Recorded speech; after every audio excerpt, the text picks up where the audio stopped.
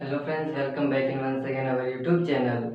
आज हम बात करेंगे एक महान वंश के बारे में, मौर्य वंश, जिसने पूरे भारत को एक किया था। भारत का एक समृद्ध, अपने पूरे भारत का सारे राज्यों को मिलाकर एक किया था। उस समय राज्य थे नहीं, सारे सारे अपने अपने क्षेत्र थे, तो उन सबको मिलाकर एक करने वाला था चंद्रगुप्त मौर्य।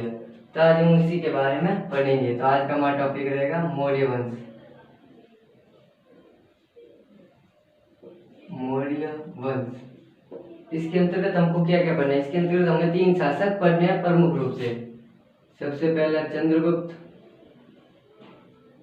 चंद्रगुप्त मौर्य। इसके बाद आता है इसका पुत्र कौन? बिंदुसार। और इसके बाद इसका पुत्र आएगा कौन? अशोक। तो इसमें हमें 3 रूप से ये 3 शासक हमें इसके अंदर पढ़ने हैं। इसके बाद भी जालोक, कुणाल, बहुत से शासक हुए, लेकिन इस मौर्य वंश को अच्छे से चला नहीं पाए। और अंत में जाकर बृहदत्त, जो मौर्य वंश का अंतिम शासक होता है, बृहदत्त का सेनापति पुष्यमित्र शुंग, उसकी हत्या कर देता है बृहदत्त की, और शुंग वंश की स्थापना करता है। तो अब पहले हम जानते हैं मौर्य वंश कहाँ से कहाँ तक चला। तो इसका शासक काल होगा 322 ईसा पूर्व से 185 ईसा पूर्व। ये आपको याद रखना है। उल्टा क्यों चल रहा है ये तो आपको पता ही होगा कि जो ईसा थे, हमारे भारत पर किसका राज था? बहुत से टाइम चले, अलग अलग लोगों ने अपना अपना कैलेंडर बनाए। जैसे मुसलमानों में हिजरी संवत होता है, इलाही संवत है, हम विक्रम संवत चलाते हैं, बहुत से ऐसे टाइम है। फिर हमारे ऊपर किसका? अंग्रेजों का राज था। तो उन्होंने क्या कहा कि हम हमारे हिसाब से कैलेंडर बनाएंगे। जब ईसा का जन्म हुआ तो वो कहते हैं उस दिन के बाद से हम तो कैलेंडर स्टार्ट करेंगे। तो उस दिन के बाद से हम चले आ रहे हैं, 1 2 3 ऐसे करते करते आज आ गए हम 2021 तक। तो अब ईसा के बाद क्या कोई दिन नहीं थे क्या? ईसा की माँ भी तो थी उससे पहले। तो क्या 1 तारीख? तो यहाँ से उससे पहले भी कोई तारीख नहीं थी। तो उससे पहले की तारीख के लिए लगाते हैं पूर्व। ईसा 2021 ईस्वी, 2021 चल रहा है। इससे पहले जो 1, ये 2 3 ऐसे करते करते करते इधर आता है पूर्व। तो ईसा के जन्म से पहले के लिए लगाते हैं पूर्व। जैसे सिंधु घाटी सभ्यता है 2350 से, मान लो या 2350 से अब इधर आएगी वो, तो 2350 से 1750 ईसा पूर्व, यानी इधर आएंगे। क्यों है कि हम इस दिन के क्या है नजदीक आएंगे, आज के दिन के लिए नजदीक आएंगे, तो इसलिए ईसा पूर्व लगाते हैं। अब हम बात करते हैं इस मौर्य वंश के बारे में। 322 से 185 ईसा पूर्व क्या है? इसका शासनकाल है। इसकी जानकारी हमें कहाँ कहाँ से मिलती है? तो सबसे पहले चंद्रगुप्त का गुरु चाणक्य, चाणक्य चाणक्य कह दो, कौटिल्य कह दो, या विष्णुगुप्त कह दो। विष्णुगुप्त, विष्णुगुप्त, ये तीनों क्या है? एक ही नाम है। कौटिल्य की रचना कौन सी है? सबको पता है, अर्थशास्त्र। अर्थशास्त्र। चाणक्य, कौटिल्य, विष्णुगुप्त की रचना का अगर आपसे पूछ ले तो अर्थशास्त्र इनकी रचना है, जिसके अंतर्गत हमें चंद्रगुप्त मौर्य वंश के जो भी सामाजिक, राजनीतिक, आर्थिक स्थिति उस समाज में उस समय भारत की स्थिति, तो उसके बारे में हमें पता चलता है। फिर और कोई तो होगा सोमदेव। सोमदेव भी उसी तात्कालिक समय के थे। इन्होंने क्या लिखा था? कथा सरित सागर। कथा सरित सागर। कथा सरित सागर की रचना करने वाले कौन थे? सोमदेव थे। और बात कर ले तो स्ट्रेबो।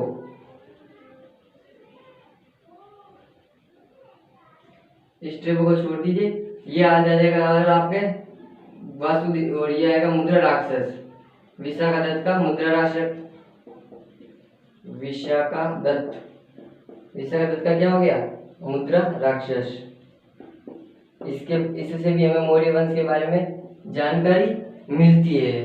तो ये थे कुछ उस समय के तात्कालिक रचनाकार, या ये थे, इनसे हमें क्या है मौर्य वंश के बारे में उस समय की जानकारी मिलती है। अब हम देखते हैं चंद्रगुप्त मौर्य के समय से भी पहले हमारा भारत तो था, तो उस समय की स्थिति क्या थी और वो देखते हैं अब।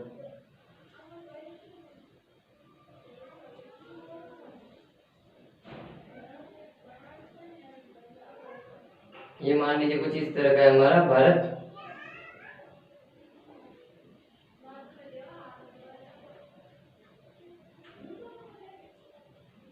ये लीजिए, जैसा भी बनाया अच्छा ही बनाया, इससे तो अच्छा ही हमारा भारत है। ये लीजिए, तो उस समय यहाँ पर है हमारा मगध। क्या है? मगध। मगध का राजा उस समय कौन था? नंदराज। नंद वंश का कौन? नंदराज। ये अभी चंद्रगुप्त मौर्य के पहले का मगध का राजा है कौन? नंदराज। नंद वंश का नंदराज। इधर है हमारे एक विश्वविद्यालय, कौन सा? पाकिस्तान में वर्तमान में तक्षशिला। तक्षशिला विश्वविद्यालय। और यहाँ पर आता है एक सीरिया, यूनान का है सीरिया। सीरिया का शासक उस समय था कौन? सिकंदर। तो यहाँ पर कौन बैठा है? नंदराज। लिख देता हूं मैं, नंदराज। एक बार तक्षशिला के गुरु एक टीचर थे, कौन थे? चाणक्य। अब हम स्टार्ट करने जा रहे हैं मौर्य वंश, और हम बैकग्राउंड तैयार कर रहे हैं किस तरह मौर्य वंश की स्थापना होगी। चाणक्य को पता चलता है कि एक बार जो सीरिया का शासक है सिकंदर, ये क्या करेगा? भारत पर हमला करेगा। तो ये कहते हैं हम भारत को बचाएंगे, क्योंकि उस समय तो ये पूरा ही भारत था, चारों तरफ जो भी देख लो बड़ा ही भारत था, ईरान अफगानिस्तान तक फैला हुआ था हमारा पूरा भारत। और बंटवारे के बाद ये इतना अलग हुआ है, पाकिस्तान हमसे अलग हुआ है। तो चाणक्य ने कहा भारत में जाकर इनको जानकारी देते हैं कि सिकंदर क्या है, भारत पर हमला करने वाला है। तो आते हैं और नंदराज से मिलने के लिए कहा मगध। मगध में आए, नंदराज से मुलाकात की थी। नंदराज जी ने कहा कि क्या हुआ है? तो कहते हैं सिकंदर आपके ऊपर हमला करने वाला है, कुछ करो, भारत को बचाओ। तो कहते हैं आपको क्या करना है? आप जाइए अपना काम कीजिए, मेरे ऊपर हमला करेगा मैं देख लूंगा। तो इसको कहते हैं कि यहाँ से धक्का देकर चाणक्य को भगा दिया था। तब चाणक्य ने कहा था इसको जाते जाते कि मैं तेरे साथ साथ तेरे पूरे वंश को क्या कर दूंगा? विनाश कर दूंगा तेरे पूरे वंश का। वंश कौन सा था? नंद। तो कि तेरे वंश के साथ साथ मैं तुझको भी मिटा के दूंगा। और ये कहकर यहाँ से चले गए। यहाँ से जैसे ही थोड़ा सा इधर आए तो उन्होंने एक बच्चे को देखा। कौन था वो? स्थान बता देता हूँ मैं, पाटलिपुत्र। पाटलिपुत्र में किसको देखा? अब आएगा ये चंद्रगुप्त मौर्य। चंद्रगुप्त मौर्य को इसने देखा। तो चंद्रगुप्त मौर्य के अंदर चाणक्य को ऐसी क्वालिटी दिखी, कुछ गुण दिखे, जिसको लगा कि ये पूरे भारत पर अधिकार कर सकता है। तो इसको अपने साथ पाटलिपुत्र से अपने साथ लेकर चला गया कहाँ? तक्षशिला के अंदर। वहां इसको पढ़ाया लिखाया। फिर जाकर 322 ईसा पूर्व में किया ये चंद्रगुप्त मौर्य ने किया मगध पर हमला। मगध पर हमला किया और नंद वंश के अंतिम शासक नंदराज नहीं होगा, धनानंद है। धनानंद नंद वंश के अंतिम शासक था कौन? धनानंद। उसको पराजित किया और भारत पर अधिकार किया। मग की उस समय की राजधानी भी अगर आपसे पूछे तो मगध की राजधानी थी उस समय पाटलिपुत्र। पाटलिपुत्र से एक लड़के को उठाया चाणक्य ने, जिसका नाम चंद्रगुप्त मौर्य था। उसे तक्षशिला ले जाकर विश्वविद्यालय में पढ़ाई कराई और उसके बाद में 322 ईसा पूर्व में भारत पर आक्रमण किया। नंद वंश के अंतिम शासक धनानंद को पराजित किया और उसने मगध पर अधिकार किया और धीरे धीरे अपना क्षेत्र विस्तार फैलाता गया। अब देखते हैं सिकंदर की भी मृत्यु हो चुकी थी। सिकंदर के बाद शासक बनेगा कौन? सेल्यूकस। सेल्यूकस ये बनेगा सिकंदर के बाद का शासक कौन? सेल्यूकस। अब इसका साम्राज्य विस्तार देख लेते हैं कि इसने साम्राज्य विस्तार कहां तक था। तो ये मान लीजिए हमारा भारत ऐसे ही, अगर आपकी कोई कुछ याद करना है तो ऐसे ही कीजिए। यहाँ तक हो जाएगा इसके ईरान अफगान तक। ईरान उत्तर पश्चिम में ईरान, दक्षिण में कर्नाटक। इसका क्या है? साम्राज्य बता रहे हैं। और पश्चिम में तो इसका क्या है? इसका खुद का क्षेत्र मगध और पश्चिम में सौराष्ट्र। पूर्व में मगध और पश्चिम में सौराष्ट्र तक क्या था? इसका साम्राज्य फैला हुआ था। किसका? चंद्रगुप्त मौर्य की बात हम कर रहे हैं। तो ये हो गया अब चंद्रगुप्त। एक बार वापस से हम रिवीजन मार लेते हैं। मौर्य वंश जिसने 322 से लेकर 185 ईसा पूर्व तक चला है। इसकी जानकारी मौर्य वंश के हमें चाणक्य के अर्थशास्त्र से और क्या है विशाखदत्त का मुद्रा राक्षस, सोमदेव का कथा, सरित सागर, कुछ ग्रंथ है, इनके माध्यम से हमें इनके मौर्य वंश की जानकारी मिलती है। फिर मैंने आपको भारत की कहानी बताई कि इसने चाणक्य ने किस तरह चंद्रगुप्त को पढ़ाया लिखाया तक्षशिला के अंदर। फिर जब चाणक्य 322 ईसा पूर्व में नंद वंश के अंतिम शासक धर्मनंद को पराजित करता है और भारत पर अधिकार करता है, और फिर उसका हमने बताया साम्राज्य, उत्तर पश्चिम में ईरान तक, दक्षिण में कर्नाटक तक, पूर्व में मगध तक और पश्चिम में सौराष्ट्र तक। इतना हमने इसका साम्राज्य अभी पढ़ लिया है। अब बात करें हम इसके आगे।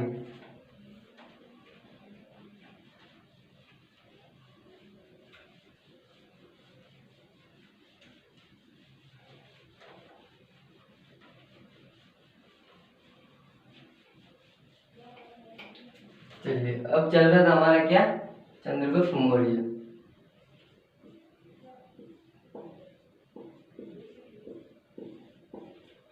चंद्रगुप्त साम्राज्य नहीं, चंद्रगुप्त मौर्य। ये लीजिए, इसने क्या किया है, इसने अधिकार कर लिया भारत पर। कब? 322 ईसा पूर्व से लेकर कब तक करेगा नहीं याद होता है। तब क्या था, पहला शासक कौन था? चंद्रगुप्त। चंद्रगुप्त के बाद समय आया कौन? बिंदुसार।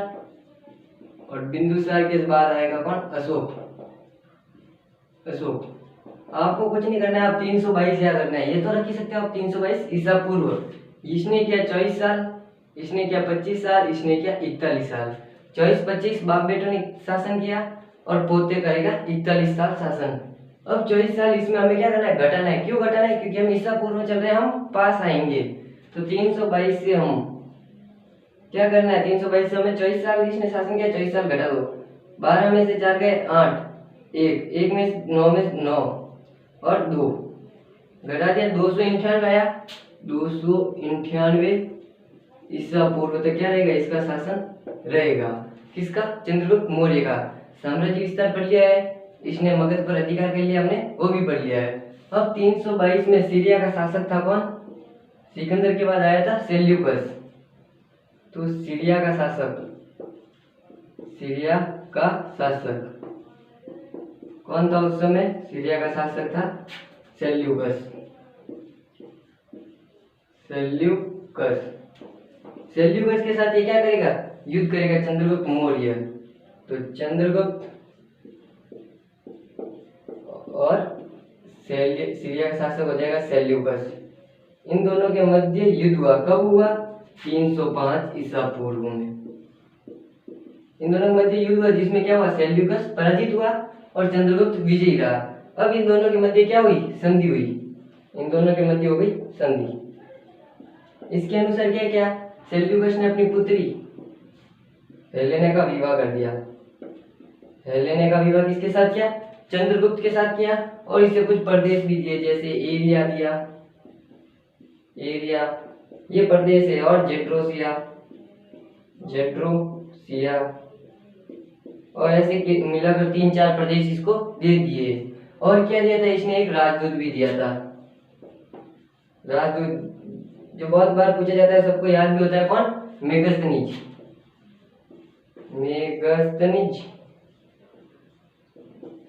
तो ये आपको पूछ ले, मेगस्थनीज नामक राजदूत किसने भेजा? तो सेल्यूकस ने भेजा था। सीरिया का शासक था कौन? सेल्यूकस। इसने अपनी एक पुस्तक लिखी है, रचना की है इसने, किसकी? इंडिका की। तो इंडिका नामक पुस्तक से भी हमें किसके? मौर्य वंश के बारे में जानकारी मिलती है। तो मेगस्थनीज हो गया। अब इसने संधि के तौर पर इन तीनों को दे दिया। अब इसका भी फर्ज था कि कुछ दूं वापस, तो इसने रिप्लाई में क्या दे दिए? 500 हाथी दे दिए उपहार के तौर पर। 500 हाथी दिए किसके? उपहार के तौर पर। किसको दिए? सेल्यूकस को देगा। इसने अपनी पुत्री का विवाह कराया, कुछ प्रदेश दे दिए, और इसने क्या किया? राजदूत भेजा, और इसने वापस रिप्लाई में क्या दे दिया? 500 हाथी उपहार में इसे दे दिए। फिर अंत में कहते हैं इसका एक धार्मिक गुरु था। कौन था? ये हो गया, सारी बातें हमने कर ली। फिर इसका एक वो भी देख लेते हैं, भारत में, पूरे भारत पर अधिकार किया था। इसने दक्षिण में भी गया था, तो दक्षिण में भी इसकी विजय थी। तो उस विजय में कहाँ की जानकारी मिलती है? तो उस विजय की जानकारी हमें मिलेगी अहनामुर से। इधर लिख देता हूँ, दक्षिण विजय। दक्षिण विजय की जानकारी पूछ ले कि चंद्रगुप्त की दक्षिण विजय की जानकारी कहाँ से मिलती है? तो हमें अहनामुर नामक क्या था? एक ग्रंथ था, ग्रंथ जिससे हमें क्या चंद्रगुप्त मौर्य के समय की पूरी जानकारी मिलती है। अब इसका बात कर ले एक धार्मिक गुरु। चाणक्य तो इसके गुरु थे ही, लेकिन एक धार्मिक गुरु अलग होते हैं।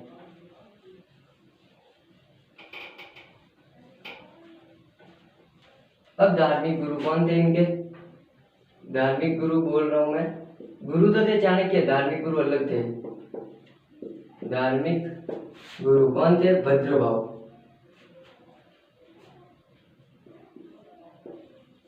भद्रबाहु ये कौन थे? एक जैन मुनि थे,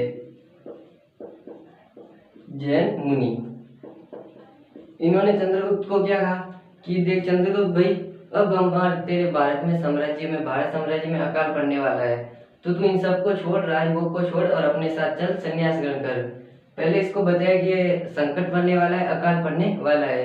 तब इसने गुरुजी से पूछा करना क्या पड़ रहा है, तो क्या अपना साम्राज्य बेटों को सौंप दे। किसको सौंप देगा? बिंदुसार को सौंप देगा और ये चला जाएगा संन्यास ग्रहण कर लेगा, यानी पहाड़ों में चला जाएगा। तो भद्रभाव के कहने पर भद्रभाव के साथ ये कहाँ चला जाएगा? श्रवण बेला गांव।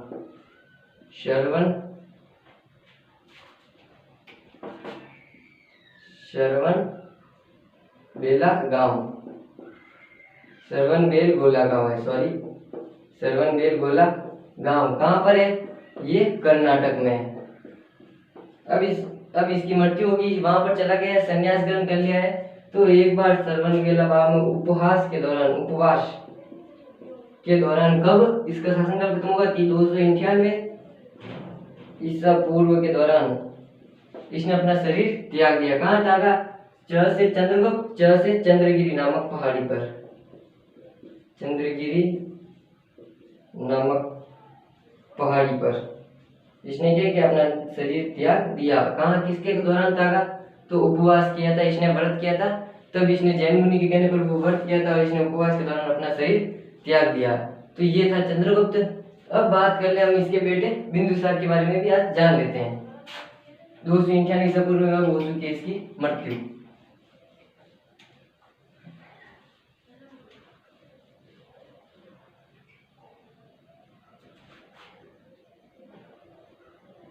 अब बात करते हैं हम बिंदुसार की। अशोक का पुत्र आ गया कौन? बिंदुसार। पहले तो मैं इसका नाम के भी कहानी बता देता हूँ, इसका नाम बिंदुसार क्यों पड़ा। तो कहते हैं जब चंद्रगुप्त मौर्य का गुरु था कौन? चाणक्य। वो चाणक्य चंद्रगुप्त मौर्य को विष कन्याओं से बचाने के लिए, उस समय विष कन्या होती थी कि कोई उसको डाचा या कोई काट ले तो उसको जहर असर ना करे, इसलिए उसको दूध, चाणक्य करता दूध में थोड़ा हल्का हल्का पॉइजन डालकर जहर पिलाकर उसको पिलाता रहता, ताकि जहर से उसकी लड़ने की क्षमता बनी रहे चंद्रगुप्त की। तो कहते हैं एक बार जब दूध पड़ा था तो बिंदुसार की मां ने, किसने? धुरधरा ने वो दूध पी लिया था। फिर जब ये बिंदुसार हुआ तो इसके शरीर पर क्या थे? छोटे छोटे दाग बन चुके थे बहुत सारे, इसलिए इसका नाम पड़ गया बिंदुसार। तो ये थी इस बिंदुसार की कहानी। बिंदुसार हो गया। अब इसकी अगर पत्नियों के बारे में बात कर ले तो इसकी कुल 16 पत्नियां थी, 16 पत्नियां। अब सारे के सारे पत्नियों के बारे में नहीं पूछा करते हैं। 16 पत्नियां थे और 101 पुत्र थे, जिसमें आपको प्रमुख रूप से 2 नाम याद रखने हैं। एक तो अशोक का पुत्र के अंदर एक तो आपका आ जाएगा अशोक और एक आ जाएगा सुसीम।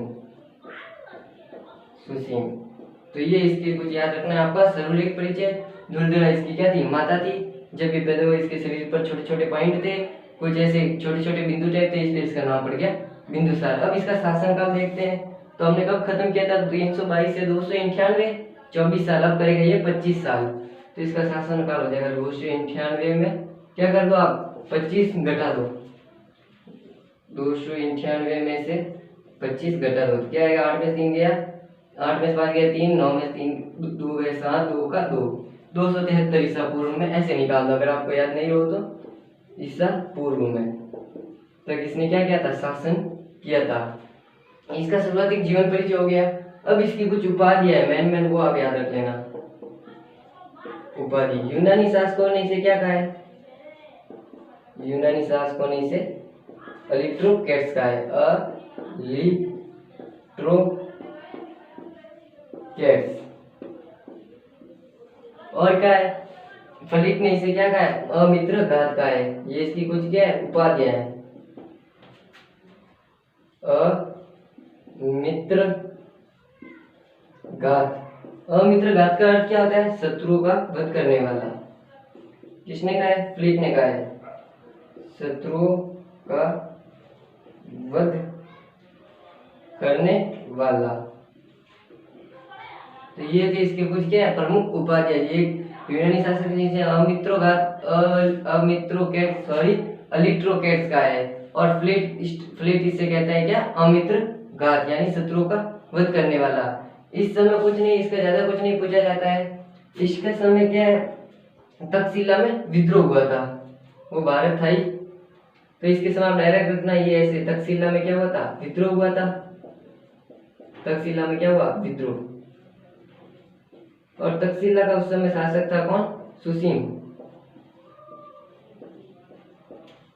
सुसीम, ये रहा इसका पुत्र सुसीम। तो तक्षशिला में जब विद्रोह हुआ तो सुसीम से क्या है, वो विद्रोह दबा नहीं। तब बिंदुसार किसको भेजता है, बिंदुसार भेजता है अशोक को। अब अशोक आता है यहाँ पर और इस विद्रोह को क्या कर देता है, शांत कर देता है। तब सभी जो भी आसपास के राजा थे, तब सबको लगता है कि अगला राज्य कौन बनना चाहिए, अशोक बनना चाहिए, इसलिए अगला जो भी राजा बनेगा अशोक बनेगा। लेकिन इसमें भी कहानी थी, लेकिन जो बिंदुसार था, बिंदुसार का जो चाहता था, बिंदुसार चाहता था कौन, सुसीम राजा बने। इसलिए उसने, जब इसकी मृत्यु हो रही थी तो वो मैं आपको एंड में बताऊंगा। ये विद्रोह हुआ तक्षशिला का, पहले सुसीम को भेजा, सुसीम से कुछ नहीं हुआ, तब अशोक को भेजा, अशोक ने इस विद्रोह को शांत कर दिया। अब बात करते हैं इसके कुछ और।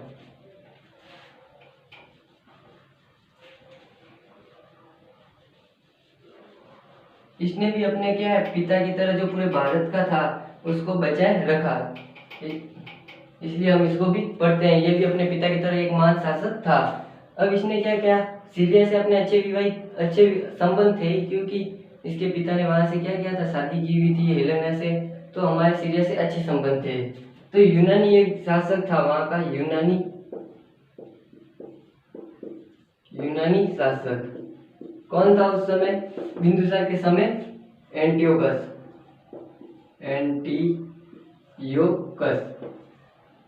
ये उस समय का क्या है, राजा है। इससे बिंदुसार ने सिर्फ 3 चीजें मांगी। क्या क्या मांगी, अब ये देखिए। यूनानी शासक है, बिंदुसार 3 चीजें मांगेगा, 3 चीजें मांगता है। कौन, बिंदुसार मांगेगा किससे, यूनानी शासक थे। कौन कौन सी, पहली मांगी शराब। शराब भी भले को मांगने की चीज होती है, इसका मतलब ये क्या सोचेगा कि क्या है, ये तो ऐसे ही, अब आप समझ ही रहेंगे, जरूरी है, जैसे भी मान लो ये क्या है, पहले तो इसने शराब मांगी और क्या मांगे, सूखे